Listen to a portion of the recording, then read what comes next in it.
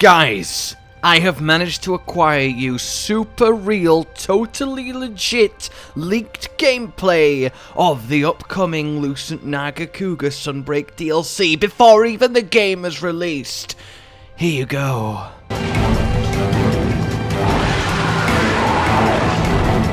Because it's an invisible monster, so you can...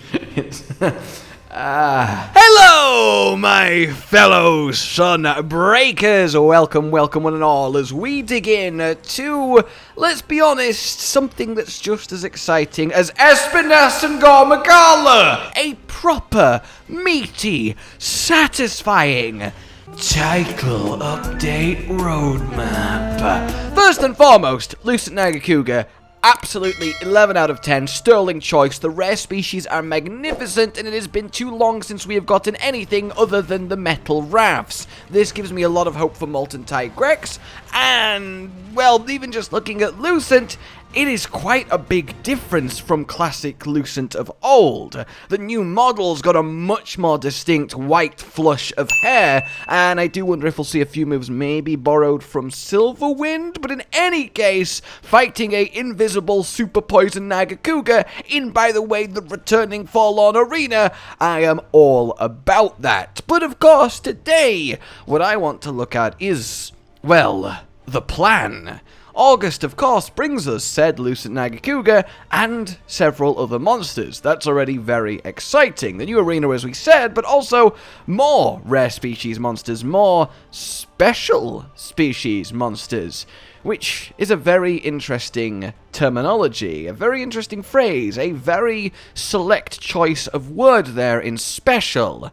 The question is it a coincidence? Is it an accident? Is it a mistranslation? Now, it might be that last one. There is tell of it quite literally supposed to be variants, and it just came across to us as special species. But let's put a pin in that and dare to imagine as we move to the fall!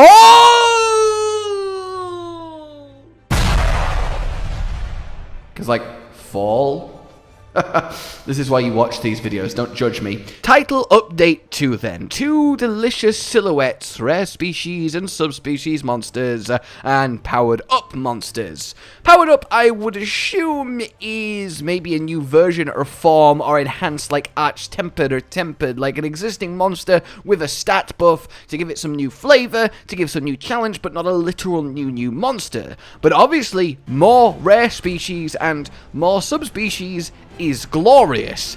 And the thing is, because of Espinas, because of Frontier's injection, the possibilities here open a lot wider. Because before, we had the rare species, well, that we had. The metal rafts, Molten Tigrex, Silverwind, Nargacuga, Abyssal Lagiacrus. But when it comes to Frontier, there is a rare species of Espinas. Espinas rare species or white Espinas. And he is actually magnificent. Purple poison flame tornado is the least of your worries. He is one hell of a fight. And I don't think this silhouette is too far off a potential Espinas rare species. You can see a lot of spikiness going on, and while it might just be generically Silver Rathalos, that would be just a little bit boring, wouldn't it? I mean, almost certainly it's a flying wyvern, right? We've got the wing there, but maybe that's to throw us off. Maybe that's an arm. Maybe it's a new rare crab. And the thing is, that's what we have to, well, maybe come to terms with here. This could be a completely new rare species of a new monster, or a new rare species for an existing monster. It doesn't necessarily need to be a who's that Pokemon of existing rare species. And that's very exciting, because again, with Espinas here, all bets are off. We are literally in no man's land of fuckery, and it is beautiful. But the other one is the one that gets me perhaps the most excited. Because, hey, It is almost certainly Mizutsune. That would be some masterclass level, well, distraction if it wasn't Mizutsune, but them some Mizutsune fins, and we knows them when we sees them. And Mizutsune doesn't have a subspecies and doesn't have a rare species. We have deviant, sure, but if we have ourselves a new form of Mizutsune, there is but two options. A Mizutsune that is completely new, a completely new invention. It's getting given a rare species and we get to face it. Or we look back at the word special species, because special species exist. They are a thing in Monster Hunter Explore. Me and Con have looked at a lot of them from you guys. Indeed, I've done a video dedicated to them and how good they are and how much we need some of them. And one in particular, and I would say genuinely the best of them, is Thunderbubble Mizutsune, who is lovely. You get hit by an electric crackling bubble and then all the other bubbles get absorbed, magnetized towards you, which is hilarious. It gets the electric properties from the food that it eats, like if it had a concentrated diet of electric eel and somehow took on that type of power. You know how it is with monster ecology, and therefore we have a water-thunder hybrid boom. Now, of course, that might step on Namiel's territory a little bit, but Namiel ain't here. And getting a special species monster in the form of Thunderbubble Mizutsune would be incredibly exciting. And before Espinas' reveal, I would have been like, obviously we're not going to Monster Explore monster. Come on now, that's ridiculous. They're not going to put a monster from a spin-off in the main line. Whereas now, of course they would! Why wouldn't they? And even if we assume that special species is a mistranslation of variant, which it seems to be, there is nothing stopping them going, hey, Thunderbubble Mizutsune is pretty cool. Let's make a new variant of Mizutsune, make it lightning-based, take inspiration from Thunderbubble, but, you know, make it a new own thing. That is entirely possible. It doesn't have to be all or nothing. And that in of itself is exceptionally exciting.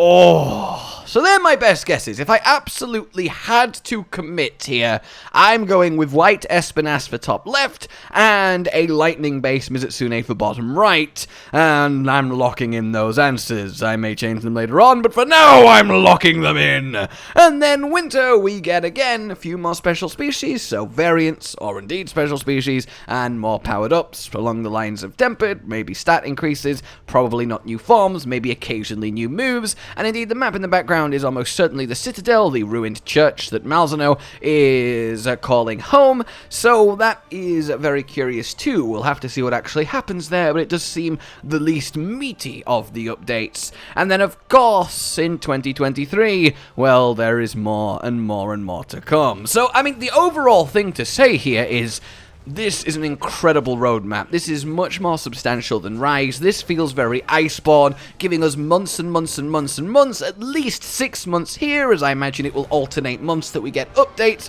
going all the way to December, where the winter update will happen, maybe late November. But the point is, we have at least the rest of the year to really care about, get into and play Sunbreak, knowing that more and more challenges, monsters are coming to test our mettle. And that is amazing. Let me know what you guys think of all this. What are your theories, ideas, and speculation? I'd love to hear them. Which I can't do because you can only put comments, but damn then, I'd love to read them. Like if you enjoyed this, subscribe for more. Consider supporting the future of this channel on Patreon down below. And until we meet again, a goodbye. Josh, Cotton, and Hollow with the videos, dropping the humor like a hammer on your tippy toes, bringing entertainment on a daily arrangement to take our insanity and turn it into entertainment. Yes, I said entertainment twice, to reiterate that it is nice to look into your faces on a mostly daily basis when you let us in your homes to make the whole world a stage. Goodbye.